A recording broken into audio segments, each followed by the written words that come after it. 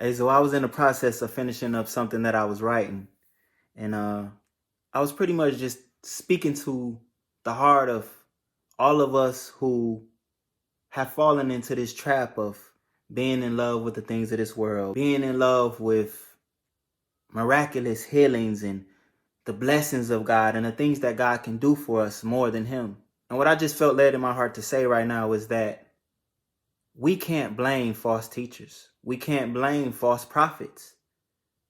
Because in all actuality, we're in love with the same things that they're in love with. The Bible says that we have the itching ears and that they are telling us what we want to hear. So the truth of the matter is that we're in love with these things, and they are only speaking things to gratify something that's already in us. So it's our fault. When God comes back, when we face judgment, God is not going to be like, who led you, who you listened to. He's going to look at you and He's going to ask you what you loved. Why were you more in love with all of the things of this world and the things that He could do for you more than spending time in His presence? And I'm saying this with such a sincere heart because I'm just like you. I get confused about who to listen to sometimes. And I mean, you see so many Christians arguing and debating, and I watch these, battles of theology and doctrines because I want to learn. I actually have a heart to learn. But more than anything else, I oftentimes leave feeling like a disconnect.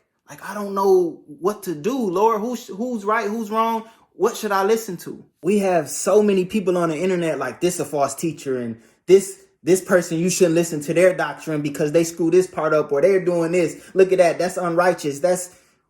This is all of the confusion that's coming within the church, and it's hard. And God always leads me back into that quiet place where it's just me and Him, and I'm just asking all these questions and being honest about the confusion that's in my heart. But He says, you know what you have with me. You know how much you care about understanding. And He said, those who hunger and thirst after righteousness shall be filled. And it's not about being self-righteous. It's about knowing you spend enough time personally with God in order for Him to impart the right things into your heart. He says He knows the thoughts and the motivations of your heart. So we can't worry about what no false teacher or nobody else say. We need to take a clean look at ourselves and ask ourselves, what are we really living for? What are we really in love with? Because a lot of times these false teachers and these false prophets, preachers, whomever, are only speaking to desires that's already in us. So what's your desire? Are you truly desiring God or the things of this world? I just pray this leaves you with something to think about, and I love you from here to heaven.